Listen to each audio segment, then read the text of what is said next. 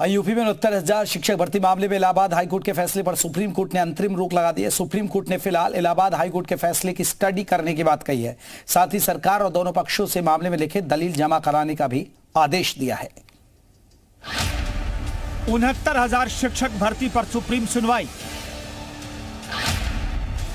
High court के फैसले पर अंतरिम रोक। सुप्रीम कोर्ट करेगा फैसले की स्टडी, लिखित दलील जमा कराने का आदेश।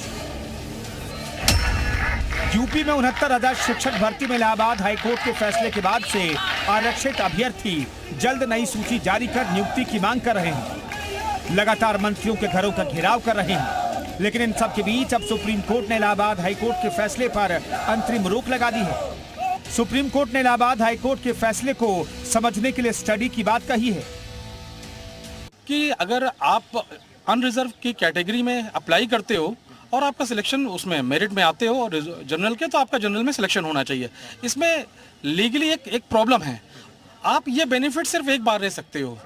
तो पहला स्टेज होता है ATRE एग्जामिनेशन। वैसे तो एक केस है कि जहां TET में बेनिफिट लिया है तो आगे नहीं मिलेगा, let us leave out. Allahabad high court ने शिक्षक भर्ती में सिलेक्शन लिस्ट को रद्द कर दिया था। आरक्षण नियमों के आधार पर नई लिस्ट जारी करने का आदेश दिया था। जून 2020 और जनवरी 2022 की लिस्ट को रद्द करने का आदेश दिया था। 2019 के सहायक शिक्षक भर्ती को आधार बनाने की बात कही थी।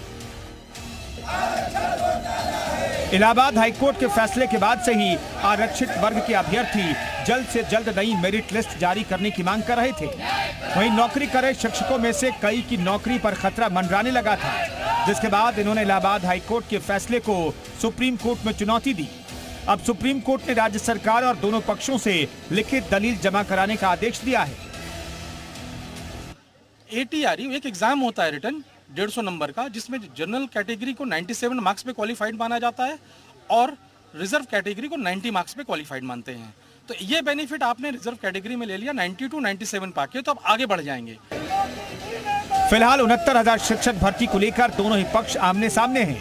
अब इंतजार है इस मामले पर सुप्रीम कोर्ट से क्या फैसला आता है। ब्यूरो रिपोर्ट, जी मीडिया।